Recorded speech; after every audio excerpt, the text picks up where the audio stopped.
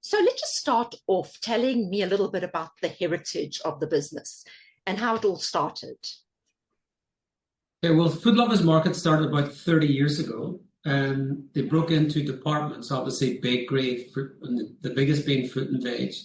But in fruit and vegetables, and one can imagine when you damage a piece of fruit or drop it or bump it, you cut the piece off because it goes soft, and the rest you can use. So instead of wasting it, we cut the piece off. We started a department called Freshstop. So we did fruit salads, and we give away free ice cream and free yogurt along with the fruit salad. And it was mainly started off as a health brand. We didn't sell carbonated soft drinks. We didn't sell chocolates. We didn't sell cigarettes. So we didn't sell any of those. We went mainly on fresh. Food Lovers Markets was the fruit and veg store with a little bit of groceries, and the big butchery departments, and a lot of the fresh perishables departments. So we started a store freestanding. In fact, when I joined, they had 13. It was Right. 12, 13. I think it was 12. Something 13, 12. Sorry, let me switch this off. And we were going along nicely, and we were approached by those days Chevron. Chevron asked us, could we construct a convenience store that would fit along into their fuel sites called the Caltex. So we then developed, and we had a look at what they did. And a lot of their big departments were carbonated soft drinks, cigarettes, chips, and I say chips, slap chips, which we didn't sell. So we said, how do we incorporate that into our group? Which we then worked on for a while, but we wanted to keep the brand fresh. We wanted to make it look like fruit and veg. So we developed the green color. We then used the word Freshstop, incorporated that with the Caltex. It looked a little bit different because those days they had that red and you could probably call it turquoise color. And we did 4 pilot stores. The 4 pilot stores, then we incorporated all of their categories and all of our categories. But the main differential point was when you walked into the store, we kept it linked to Fruit and Veg City those days, because we wanted to walk into fruit, and that's where we started off. So we kept that fresh look and feel. We did the interior design, a home style, fresh colors, lively, and we did our marketing around that as well. That kept us in. We also put a logo on the door saying Food Lovers Market, which linked us to Food Lovers Market. We used a lot of their support, distribution, their buying power. We did 4 pilot stores, which were based in the Western Cape. It was mainly out by Parklands, Milk Boss, Marine Drive, and Gee Road. And we tested those 4 sites for, it was about a 4-month period before we started the rollout. Right. Okay. Now you've got what, over 300? 329 at the minute. So. Phew. And tell me, what's interesting to me is that you allow so much flexibility within the franchise group. I mean, you've got the kitchens, the full, the semi, the self-service. How do you know what is right for which franchise? Well, it started off by, as I say, the Western Cape area. But once you start moving into, and you can easily compare Johannesburg, you can take Sandton and Alexandra, and you can take in the Western Cape, Constantia and Khayelitsha. And if you look where the fuel stations are positioned, there's a huge difference in the market. I mean, one we could sell salmon sandwiches, and the other one you'll never sell a salmon sandwich, so we sell a bologna sandwich. So we started working on those elements. As we started moving further into the rural areas, then we've seen another type of market as well, which would be, let's say, far up in Limpopo or the Eastern Cape, places like Flagstaff, Alice, Umtata. So we said, how do we work these markets around, and what can we get into these stores that suits the markets that's relevant to them? Right. Okay. So, wow, that requires quite a lot of work in terms of getting the franchisees to buy into the whole vision of the business and to get that kind of consistency between the brands while kind of having that freedom within a framework. How do you manage that as a leader? Well, what we do is we got together when we were on about probably 50 stores. You cannot just do a copy paste. So you had to do a specific feasibility for every site. You related that to the size of the site. Now, remember what we were handed in the beginning. If you look back in history to convenience stores at fuel stations, they were actually workshops. So what happens is over the years, probably about, I think one of the brands that started it was probably Woolworths. They went in to work with Engine, and then the fuel brands started their own brands. It would have been Star Mart, Shell Select, BP, Shell Select, BP, those type of guys. They started realizing that the experienced people, the guys in retail, were the ones that they needed to use. So the more we broke it down and started understanding the markets, and obviously even with a big investment like a Food Lovers Market, you have to do a feasibility study on the area. And when you do the breakdown of your layout of what you believe the big categories will be in those areas, it varies from area to area. So you expand on one category and reduce on the other. And with that, you've got to get your gross profit mixed right as well. So you balance those two things in.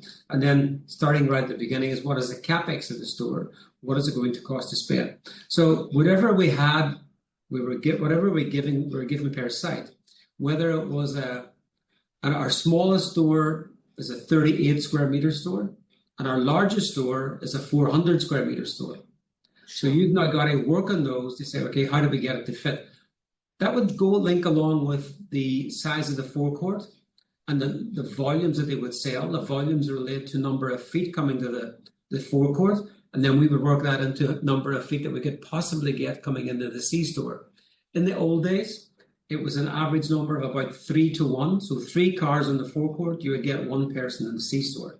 That's reversed. Sorry, that's reversed. Wow. It's incredible that, huh?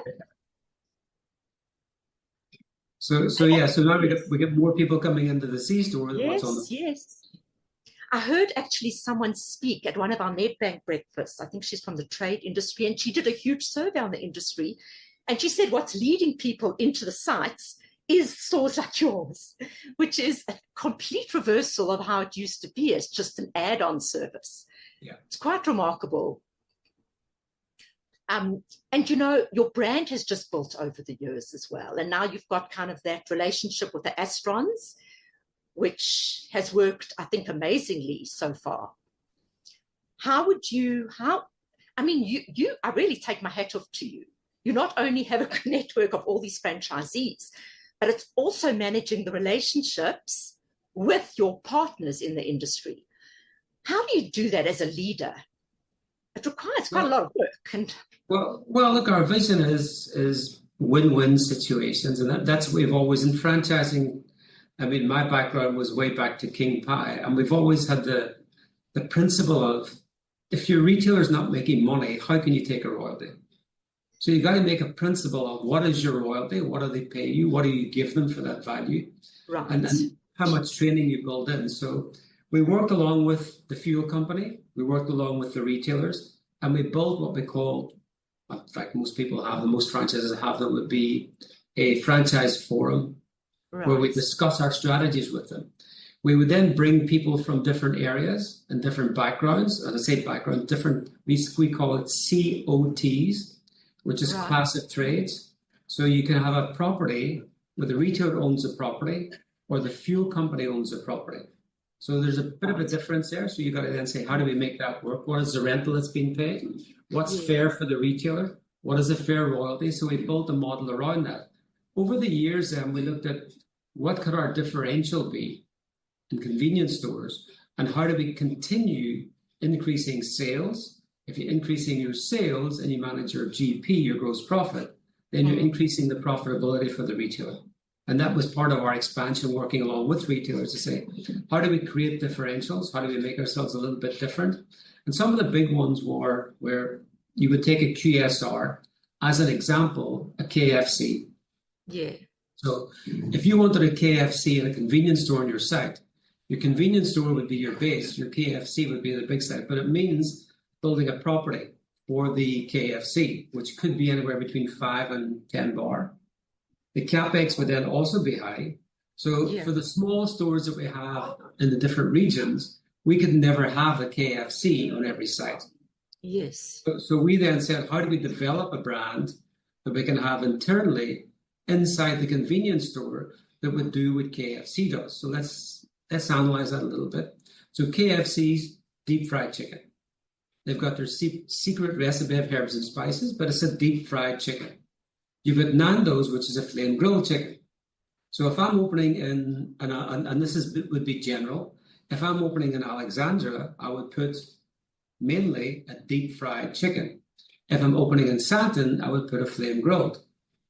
Those are the elements that we went with, but it ends up today where we've got both of those inside the store, which are plus minus 6 square meters each. So the capex of that will be hugely reduced for the retailer. The staffing and your utility costs will be a lot less because now you're sharing. You don't have to buy extra refrigeration because now you can share refrigeration with both. Obviously, if you get fish or anything like that, then you need something separate. So you got to say, okay, how do we share the economies in that? And keeping in mind, we're open 24 hours. So we would have to get the staff there. So we managed how we kept those people productive in the evening preparing for the next day. So it made it a lot easier for the people the next day. We then created processes in the stores, how to manage that. And I would say how to manage the stock, how to manage production, and then created training programs along with it. Where we were going along fairly strong with it, but where it did kick off was COVID. So there's always a little bit of luck in business where you're moving along. And I think our little bit of luck, unfortunately, was for a lot of people was COVID. But the fact that a lot of the big stores were closed up and a lot of the smaller QSRs were closed up, convenience stores at the fuel sites continued. So the fact that we were manufacturing our product in store on site, we had all what was those measured? We had all the COVID measures in place where we put glass up. We had our staff doing glass with the glass. We trained them all. We had the hand sanitizers everywhere. So we continued opening, and that gave us quite a boost because, I mean, if I tell you we were serving, there was areas where it was so tight that remember we called it drive-by pickups. The guy would drive in, pay for it, pick it up, and it wouldn't even come into the store. So with that, we were helping a lot of the first responders who were working because they needed food while they were on the go. And then a lot of our stores are also in neighborhood sites where people would take a walk down. So we would have the coffee, an excuse to get out, a coffee or hot chicken or hot foods when they didn't have it. So that would probably be the first little bit of luck that we had with that. And we call those APCs, Alternative Profit Centers. Sure. I mean, you talk about luck, but to me it sounds like there's amazing thought that goes behind everything that you do and amazing work. I mean, not all franchisors do the homework like you do to the nth degree, which is very impressive. And what is also so impressive for me is that your franchisees are included in decision making. I mean, it seems like 100 people rolled into one, where you include franchisees. I know you said once that they make decisions and make it input rather to your franchising, your marketing decisions. And the inclusiveness and your speed to innovation is quite remarkable. I know you call it luck, but to me it sounds like there's a lot of hard work that goes into what you do. How do you manage your time, Joe? Time? Well, it's 6 a.m. in the morning. Right. In the office. And I think if you look at it, the food lovers market people and my background sort of fit together. My background has always been bakeries, food lovers market, fruit and veg. So if you want to buy the best fruit and veg, you have to be at the market at 4 o'clock in the morning. Okay. So bakeries, always working in bakeries. You're in your bakery or in your office early in the morning. So we work on that, and I think with that it gives us a good kickstart. And then the planning around that. How do we plan things during the week? So it's working with our teams. Look, it was easy when you had 4 and 5 and 10 people. Now we've got 103 people working for us. But we have our Monday morning meetings, which include 35 people, which everyone gives us plus minus 4 things. 2 things you did last week and 2 things you're going to do next week.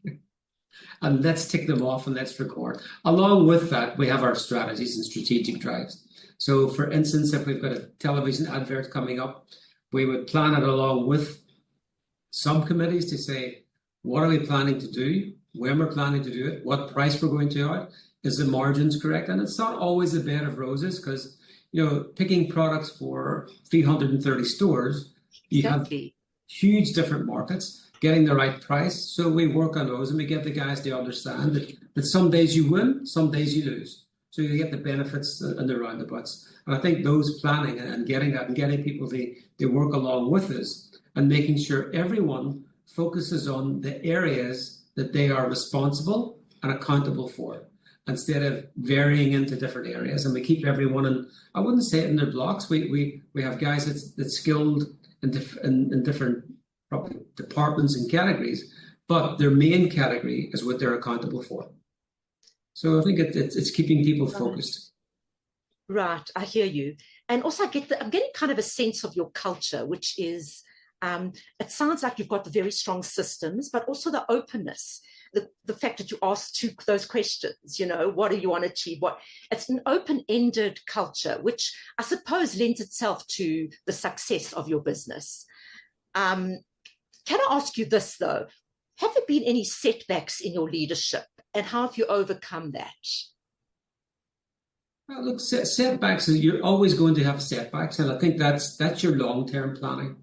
You'll get hit with something, and it takes you a while to understand that you can either bury your head in the sand and hope that it goes away, or start saying, what is my next steps? How do I achieve where I want to be and work around that? And it's planning to make yourself, and for instance, franchising, an example would be you've got to keep that franchisee relevant to your business, which means he's got to need you as much as you need him.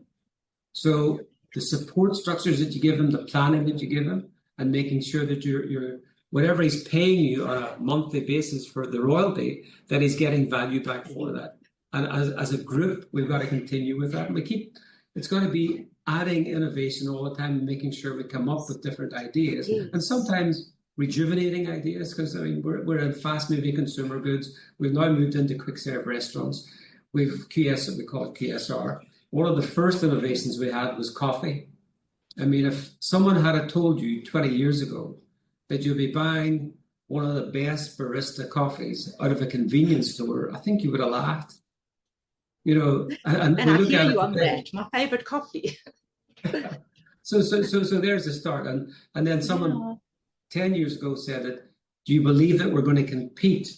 And don't get me wrong, I'm not fully so they understand that brands like KFC are huge and magnificent international brands, but we're taking market share, maybe a small piece of market share, and we're taking that market share away. But you know what? It's there, and we've got to be and see them as the number ones, and we've got to continue following them, but using their number one experience and strategies and plans and bring it into ours, which is a smaller little 180, 200 square meter stores where we can sell barista coffee, we can sell deep fried chicken, we can sell flame grilled chicken, but you can also pick up your vices like your cigarettes, your carbonated soft drinks, and you link that in with a little bit of healthy food along the way as well for the bottom ends, where you can say, how do we sell fruit and veg in there?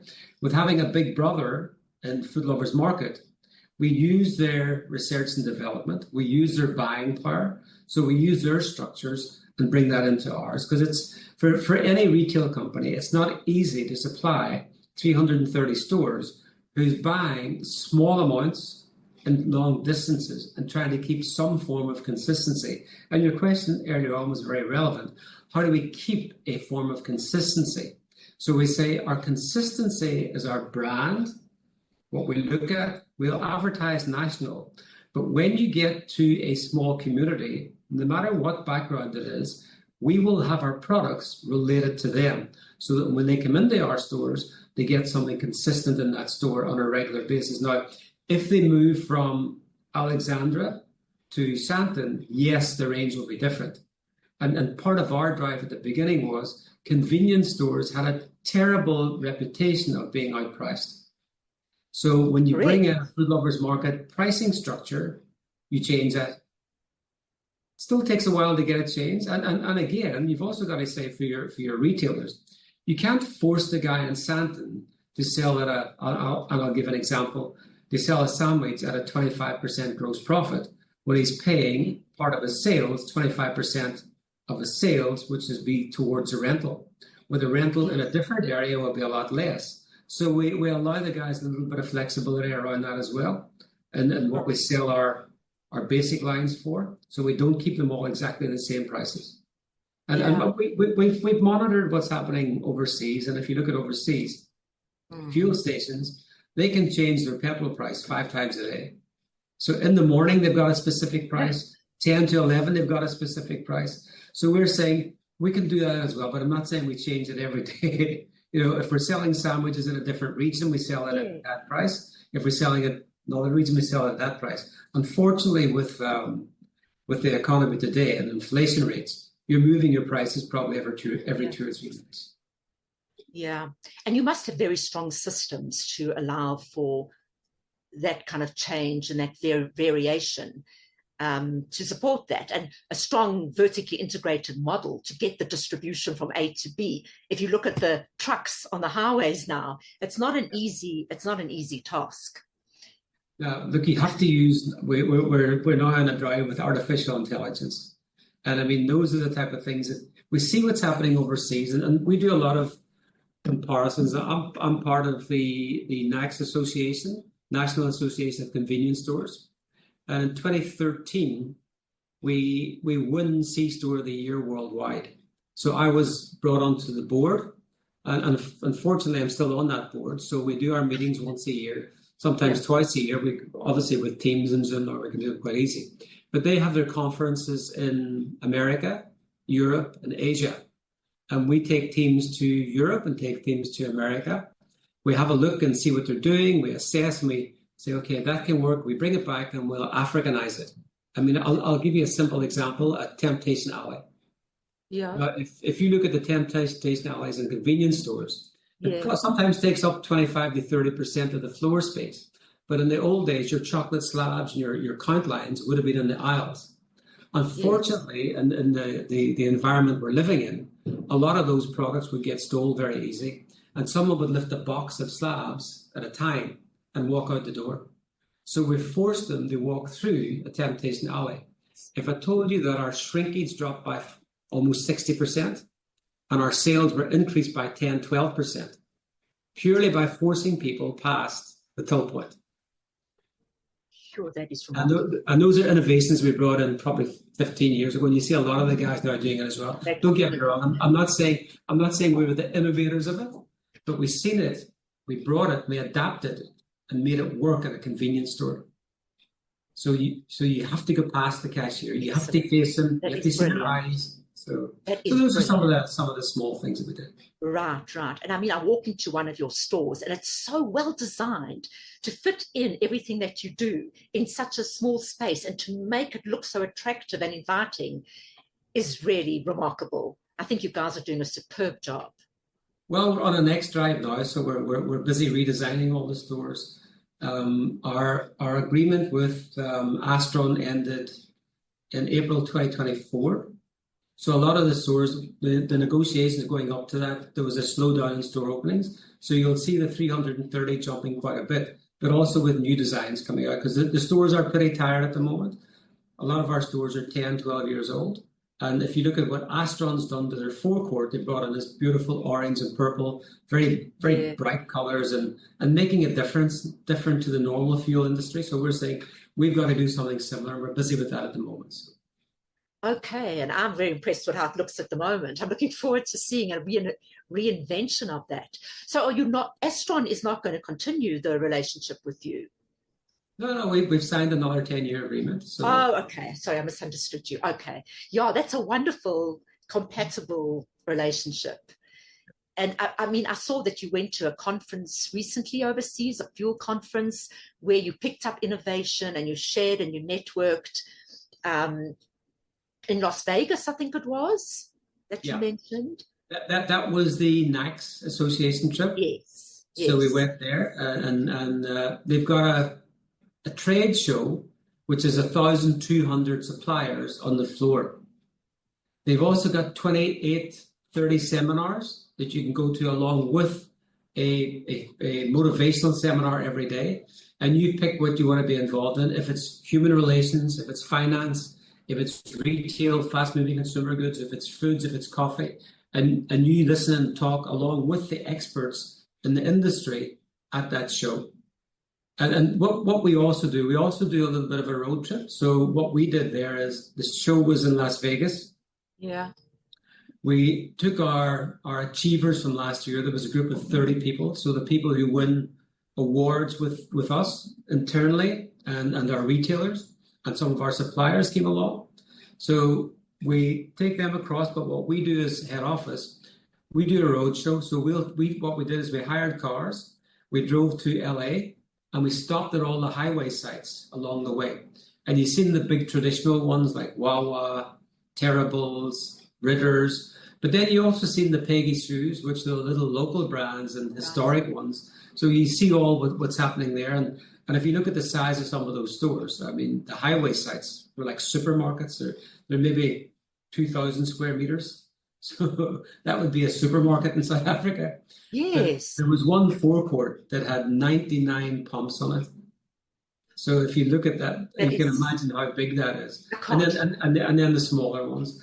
And then we drove back the other way. We had the conference, and then back to South Africa. But we do that once a year, because that show is every year. It's in a different part of America. It's Vegas, Chicago, and Atlanta.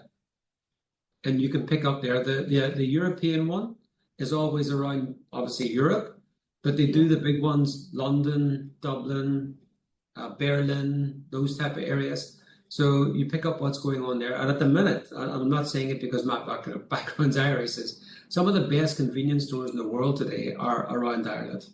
And they've won Convenience Store of the Year 3 out of the last 4 years. So it's always good to keep that network going as well, and popping in there and seeing what's happening in Europe.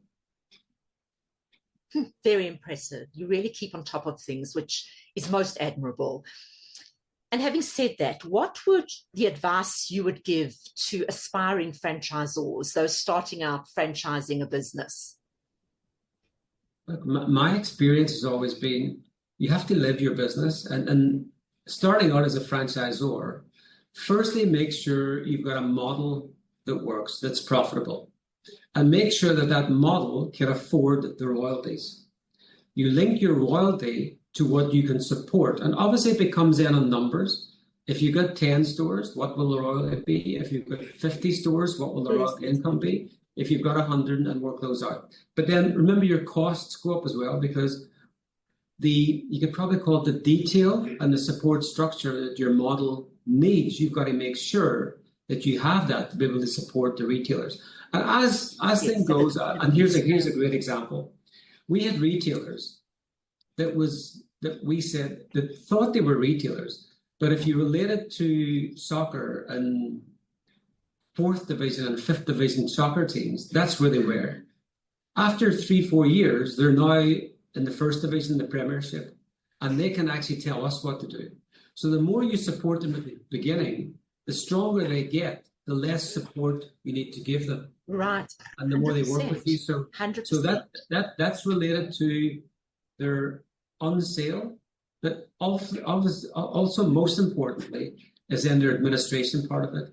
When you can have a red flag to say your stock holding has gone too high on a category, could be energy drinks, and break it down to the actual SKU, which could be Monster or Red Bull, and that's going missing. Right. So you can say, you've got a problem here, there's a red flag, and you start having those reports dashboarded and coming out every week, so that your business consultant going to the store, and if it's once a week or once every 2 weeks, can raise that with the guys. Because things start off small, and if something's going missing small and they continue to get away with it, whether it's the driver dropping off less stock, they'll get away, and it becomes bigger and bigger. The minute you can pick it up and stop it quickly is the best way. But it's then balancing off, and that's what I say, it's balancing off that CapEx. Make sure you have as low as CapEx as possible for your retailer coming in. So I would always say, just assess what you do as a joining fee, assess what you charge as a legal fee, assess what you charge as a training fee, assess what you charge as a project management fee, because all those build up. Rather get your retailer lower CapEx, running stronger, and over the longer period of time, you will pay for all those elements that I just just mentioned. So that would be probably my advice to start with. Right. So that wait for that multiplier effect to kick in, I guess. And it really is looking properly at it, not just opening stores and making money off the upfront fee, which unfortunately a lot of, franchisors, unscrupulous franchisors do. That's a brilliant piece of advice. I'm not going to keep you much longer. I know you're really busy, but what will your last words be in terms of putting it out there to franchisors? What another success factor would be that you have learned from? Make sure that your retailer is making a profit. The stronger they are, they're not making the customers not happy. They're not happy. The stronger they are, the stronger you will be. And always be open to making decisions with them. Remember, they're at the rock face every day. They will always tell you I had 20 customers coming in, which was probably one or two. So you take those bits of advice, but understanding and making sure that they're part of that decision-making process, specifically in the marketing and the CapEx cost, because CapEx cost goes directly to them. Work along with them. What can we do? How do we get it better? And then the marketing aspect, they're at the rock face, working with them on that. Those would be my two brilliant. 100%. Great. You've given some pearls of wisdom, which I really appreciate. Thank you, Joe. And then not for the recording, I wanted to ask you, are you ever in Joburg? Yeah. Because I'd love you to speak at one of our Nedbank franchise coaches events if you are in the area. Okay. But I suppose you don't know, right, when you're going to be there? Yeah, I think the best is probably when you're having them, send myself and Lulu and say, look, this is when they are, and we can tie something around it. Okay, excellent. I'd love you to speak to a group of franchisors. They really could get a lot of value about what you are saying and what you've experienced. Okay, I'll let you go now. Thank you. Thank you again. Most appreciated. Sorry about the mix-up with the beginning, but it works out. No, I'm so sorry about that and wasting your time. I'm so sorry. Okay, have a good day further. Thank you. And I look forward to seeing you in Johannesburg. Yes, please. I hope so. Great. Yeah. Have a good day, Joe. Take Thanks care. for all that. Yeah. Cheers. Bye-bye. Me too.